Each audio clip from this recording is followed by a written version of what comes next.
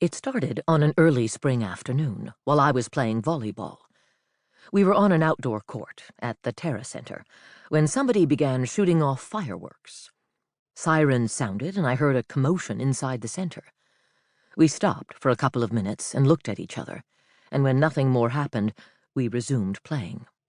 I don't recall any more of the volleyball details, whether my side was winning or losing.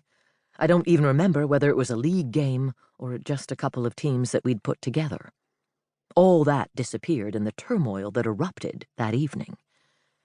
We showered, and as soon as I got access to my link, I checked it to find out what was going on. We were informed that the research vehicle Columbia had discovered intelligent life.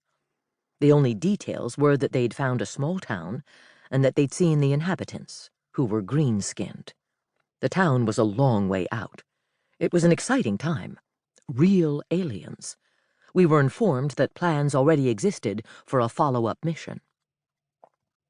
I was excited, not only because of the discovery, but for another reason.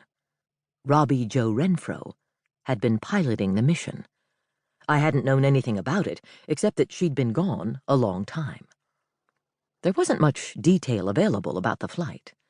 They'd named the place Corella 4, but released minimal other information. There was no data regarding the world's location. I tried doing a search for it, but I didn't know at the time that the name had been selected by McCann. Robbie Jo and I had been out of contact for a few years, but I hadn't been surprised when I'd seen her name listed as the mission's pilot. I remembered standing with her under a starlit sky when we were both about 12 years old. Robbie Jo asked me if I thought it ever ended, the sky. If it did, what was at the edge? Was there a wall of some sort? Her mom had told her no, that the universe wasn't like that space was skewered. That was the term she'd used.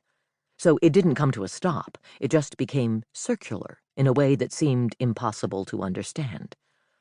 But if you went in one direction far enough, eventually you came in from the other side. And she recalled her refusal to believe it when her mom said it was pretty much all empty out there. Nobody home. Robbie Jo made it her lifetime goal to find someone. Anyone. Which was more or less how she eventually got caught up with the Columbia. And she'd made it happen. Good for her. To keep listening to this audiobook, I've left you a link in the description so you can do it, at no cost thanks to Audible's 30-day free trial.